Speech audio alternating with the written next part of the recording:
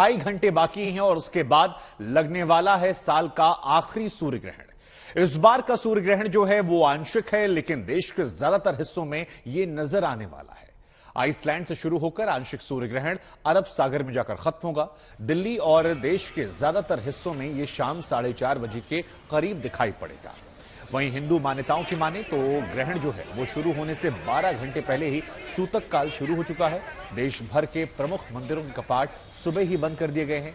मंदिरों और गंगा किनारे श्रद्धालु भजन कीर्तन में लगे हुए हैं। तो आपको बता दें कि भारत में जो सूर्य ग्रहण का समय बताया जा रहा है वो शाम 4:22 से लेकर 5:27 तक है।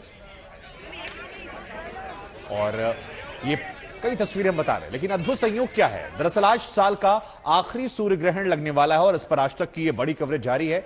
जैसा कि हमने आपको बताया, शाम 4:27 से ये अद्भुत नजारा देखने को मिल जाएगा। और सूर्य ग्रहण से पहले देश के जो तमाम बड़े मंदिर हैं वहां पर कपाट को बंद कर दिया गया है।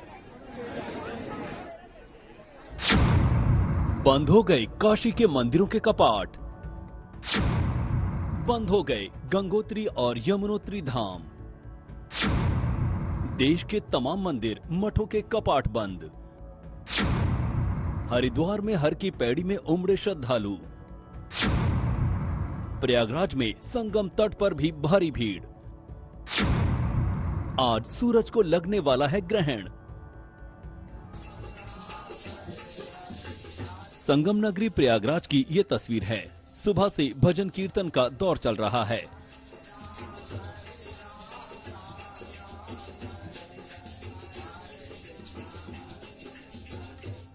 हिंदू मान्यता के मुताबिक सूर्य ग्रहण के 12 घंटे पहले सूतक काल शुरू होता है।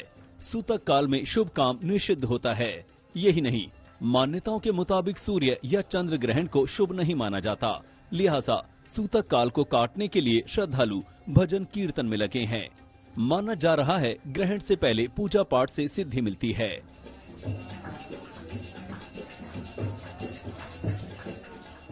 ग्रहण के पूर्व सूर्य ग्रहण के समय जो भी जाप किया जाता है वो सिद्ध हो जाता है। उससे सुख समृद्धि अच्छे स्वास्थ्य का लाभ मिलता है।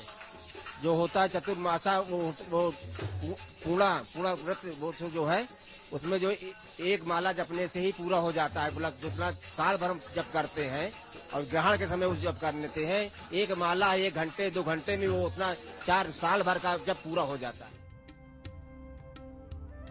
कुरुक्षेत्र में भी ग्रहण के पहले माहौल भक्ति में है। ब्रह्म सरोवर पर लोग गीता पाठ और रुद्राभिषेक कर रहे हैं। साधुओं का समूह एकतारा, झांझ, करताल और अपने बर्तनों की धुन पर राम कथा का गायन करता नजर आ रहा है। ये ब्रह्म सरोवर है। महाभारत के समय भी यहाँ पर सूर्य ग्रहण हुआ था और सूर्य ग्रहण के बाद पांडव भगवान कृष्ण यहाँ पर आए। इसके बाद अपने कुल हत्या, गोत्र हत्या, गुरु हत्या, उनके पाप से विमुक्ति के लिए पांडवों ने यहाँ पर श्राद्ध किया था। आज भी यहाँ पर सूर्य ग्रहण के समय लोग श्राद्ध करते हैं। साल का ये आखिरी ग्रहण है, सूर्य ग्रहण है। इसके बाद 8 नवंबर को चंद्र ग्रहण होगा। इसके बाद अब अगले साल 2023 में बात होगी ग्रहण की। यहाँ कुछ लोग मिथिला के लोग आए हुए हैं जो विशेष तौर से इसी जगह आए हैं क्योंकि सूर्य ग्रहण में उन्हें यहाँ पर रुद्राभिषेक करना है, चंडी पाठ करना है और इसके साथ ही वहाँ वो गीता पाठ कर रहे हैं। मेरे साथ मेरे 2 सहयोगी इस वक्त जुड़ रहे हैं। हरिद्वार से मल्लिका जुड़ रही हैं और कुरुक्षेत्र से संजय हमारे साथ जुड़ेंगे। मल्लिका, सबसे पहले हम आपके पास आएंगे।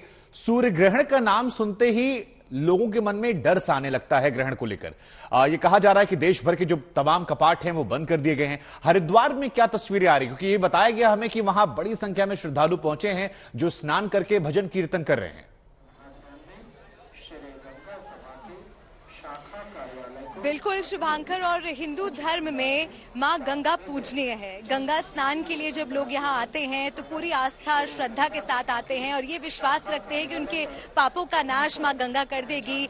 मृत्यु के बाद मोक्ष प्राप्ति के लिए भी माना जाता है कि गंगा स्नान और गंगा पहुँचना बहुत अहम होता है। और जैसा कि आप सवाल पूछ रहे थे ग्रहण को लेकर के, क्योंकि अगर ग्रहण की बात की जाए वैसे तो एक खगोलीय घटना है, विज्ञान के दृष्टिकोण से तो ये एक महज संयोग की बात बात है, लेकिन अगर ज्योतिष के नजरिए से बात की जाए तो ग्रहण को एक अशुभ घटना माना जाता है। कहा जाता है कि किसी भी तरह के शुभ कार्य ग्रहण काल के वक्त नहीं करने चाहिए और पूजा पाठ भी वर्जित होती है। इसीलिए यहाँ पर हरिद्वार में भी सभी मंदिरों के कपाट फिलहाल बंद है।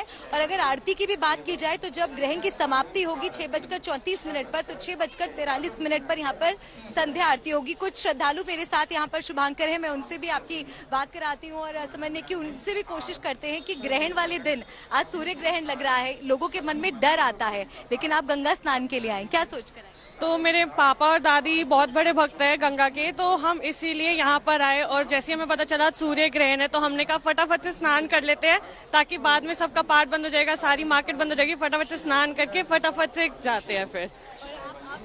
ठीक है मैं मल्लिका। दिल्ली से हूँ, मैं दिल्ली से आया हूँ और बहुत ही यहाँ देवभूमि में बहुत ज्यादा, वो अभी तो भीड़ नहीं है लगभग, पर आने वाले समय में बहुत तेज भीड़ हो जाएगी, सारे कपाट बिल्कुल बिल्कुल। और ये हरिद्वार की तस्वीरें हम दिखा रहे हैं। हमारे साथ कुरुक्षेत्र से संजय भी जुड़े हुए हैं। संजय, अक्सर आपको धार्मिक रिपोर्टिंग करते हुए दिखाई पड़ जाते हैं। संजय, 12 घंटे पहले सूतक लगा है और एक दिलचस्प जानकारी मुझे बताई गई कि 1300 सालों बाद दीपावली पर सूर्य ग्रहण 4 ग्रहों के दुर्लभ योग में लग रहा है। जहां पर आप हैं वहां देश दुनिया से लोग आते हैं, उसका इतिहास बहुत ही समृद्ध रहा है। जरा बताइए वहां पर क्या क्या चीजें तस्वीरों के तौर पर दिखाई पड़ रही हैं, और इस सूर्य ग्रहण से लेकर अगर कोई दिलचस्प जानकारी आपके पास हो तो हम चाहते हैं वो भी आप साझा करें। सूर्य ग्रहण की तरह ये दुर्लभ संयोग है कि कुरुक्षेत्र की धरती से आज तक का शुभंकर और इधर आज तक का संजय दोनों संवाद कर रहे हैं। ये वही धरती है जहां पर भगवान श्री कृष्ण ने शांति के लिए युद्ध का उद्घोष किया था, गीता का वाचन किया था और अर्जुन को उपदेश किया था। ये वही जगह है जहां पर पांडवों ने श्राद्ध किया। और जिस समय महाभारत था, महाभारत का युद्ध चल रहा था, ये नवंबर का ही समय था जिस समय बारिश हो गई थी और उसके बाद महाभारत का युद्ध हुआ, और जिसमें सूर्य ग्रहण की घटना उसका जिक्र आता है। महाभारत के शायद 18 दिन युद्ध चला था, जिसमें 15वें या 16वें दिन सूर्य ग्रहण हुआ था। और उस सूर्य ग्रहण के साथ ही फिर पांडवों ने, यहाँ सारे लोगों ने यहाँ पर स्नान किया, तर्पण किया, दान किया, और युद्ध के बाद भी पांडवों ने यहाँ अपने पितरों के विसर्जन के लिए और उनकी मुक्ति के लिए कामना से यहाँ तर्पण श्राद्ध किए थे। आज भी लोग सूर्य ग्रहण के मौके पर आते हैं।